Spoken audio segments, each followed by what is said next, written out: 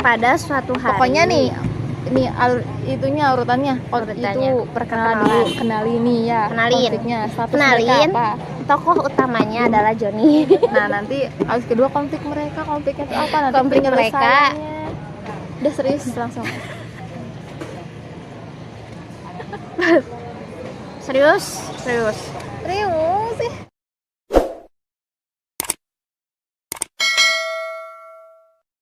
Ya, pada suatu hari di sebuah perusahaan ada seorang pegawai bernama Joni. Nah, dia punya rekannya namanya Jenny. Nah, si Joni itu cowok yang gak pernah pacaran. Dia mungkin pernah jatuh cinta saat masa sekolahnya, tapi dia belum seserius suka itu sama cewek sampai diajak pacaran. Terus dia ketemu Jenny di perusahaan itu kan.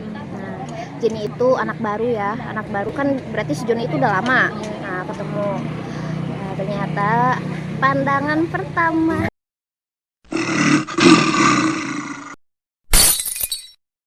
Dalam pandangan pertama, Joni itu suka sama si Jenny karena karismatik. Ternyata si Jenny itu anak yang sangat rajin. Sangat rajin. Nah, si Jenny-nya tuh adalah tulang punggung keluarganya. Jadi dia orang yang nggak bisa bercanda. Dalam kerjaan pun dia nggak pernah bercanda.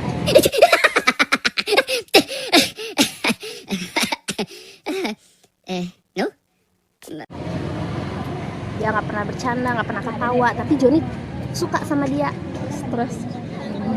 Pada suatu hari saat kerjaannya sibuk, si Jenny tuh dimarahin tadi kan sama bosnya. Bosnya tuh marahin kamu tuh bla bla. Jenny merasa sedih, entah kenapa ya, dia yang marahin, kok aku yang sedih. Karena apa ya? Ya udah, sok udah tutup. Aku ngomong. Dia sedih banget. Dia nyemangatin. Terus disitulah Jenny mulai melihat Joni. Ini cowok baik ya sama aku, care gitu. Ternyata hati perempuan itu mudah luluh dengan kebaikan seorang cowok. Mereka sering jalan bareng setelah pulang kerja, terus sering makan bareng saat istirahat. Tapi pada suatu hari Jenny menceritakan seorang cowok kepada Joni. Joni kaget dengan perasaannya yang belum terungkapkan. Nah, ternyata Jenny menceritakan tentang mantan di masa lalunya. Berubah lagi, oke. Katanya serius, sekarang aku serius salah. Berubah lagi. Nah, mantannya itu terlihat lebih maksudnya tingkatannya tuh lebih mapan, lebih ganteng dan lain-lain, sehingga Jenny merasa terancam.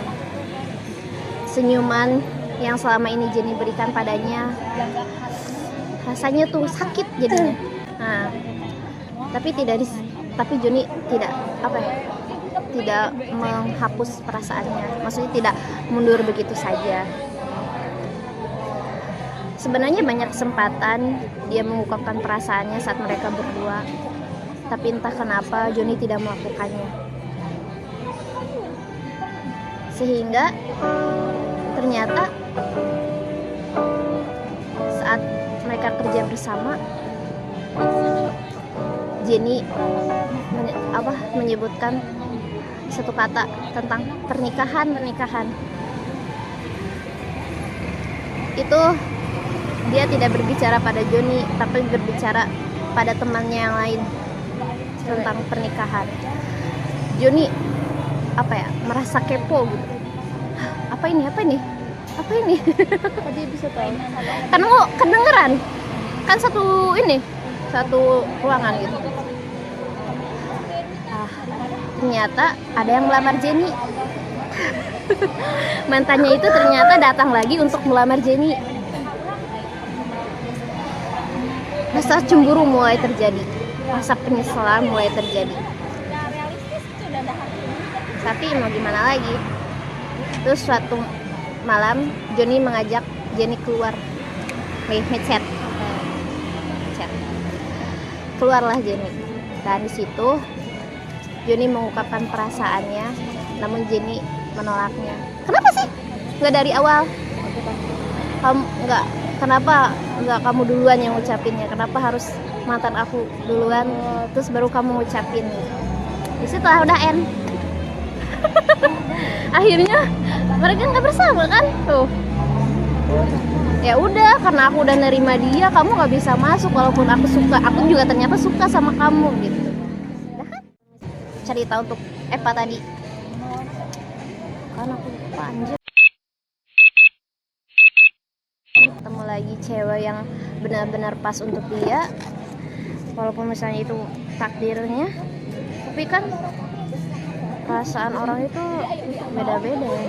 Maksudnya mungkin ada trauma sendiri kan, tadi diceritanya juga punya trauma, jadi perlu waktu sih.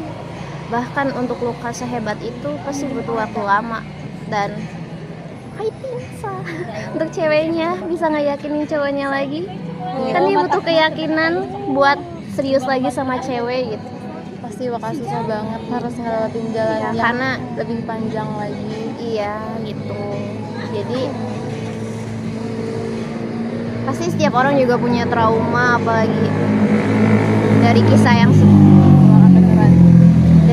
sebelumnya udah nikah gitu, udah ketemu sama udah klik lah sama satu orang, terus tiba-tiba ditinggalin kayak gitu aja dengan alasan sepele gitu, alasan yang nggak masuk akal, yang nggak bisa ngeyakinin dia bahwa alasan itu bisa buat lukanya sembuh, kayak cuman main-main doang. Udah serius kan aku? Aku udah serius kan? Ya. Buat cerita yang satunya, yang aku yang salah. Iya. Aku sih setuju banget kalau mereka berdua itu sama-sama salah. Jadi kita nggak bisa nyalahin satu pihak manapun, entah itu cewek ataupun cowoknya, karena dua-duanya juga salah. Kalau emang kasusnya mereka emang saling suka kan, saling punya perasaan, saling tahu kalau sebenarnya ketika salah satu mau speak up, perasaan mereka itu bisa muncul, bisa jadi kenyataan. Cuman gara-gara cuek. Iya. Gara-gara salah satunya mungkin ada yang cuek, ngerasa dia punya posisi yang aman gitu.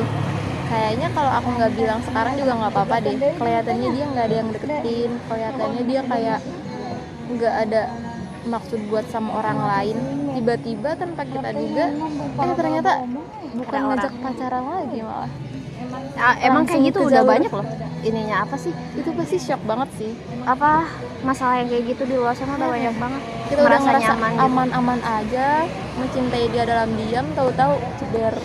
Mencintai dalam diam itu nggak selamanya berakhir indah. Ada yang malah bikin bumerang buat sendiri gitu. Ya ada batasannya lah mencintai dalam diam juga. Nggak selamanya orang mau didiemin terus juga kan. Iya benar. Indah sih indah kelihatannya cinta diam-diam, cuman pasti butuh aksi kan. Cinta itu pasti butuh aksi daripada cuman diem sama apalagi omongan cewek tuh lebih suka kepastian. Iya, yang pasti-pasti. Apalagi itu cowoknya datang bukan pacaran lagi, ngajaknya nikah, udah keputusan yang bukan buat dipikirin lagi. Yoi. Ya,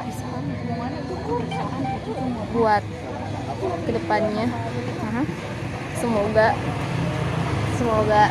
yang masih memendam perasaan bisa sedikit demi sedikit dibicarakan dengan baik-baik, tapi cari peluang yang sekiranya tepat. Takutnya nanti kamu sakit. Kalau sekiranya nggak bakal diterima, ya berjuang dulu, nggak apa-apa. Sekiranya nggak diterima, gila. sekiranya cewek itu kayaknya nggak nerima aku deh, Ya perjuang ya dulu, nanti aja ngomong. cobain aja dulu aja sih kataku ya.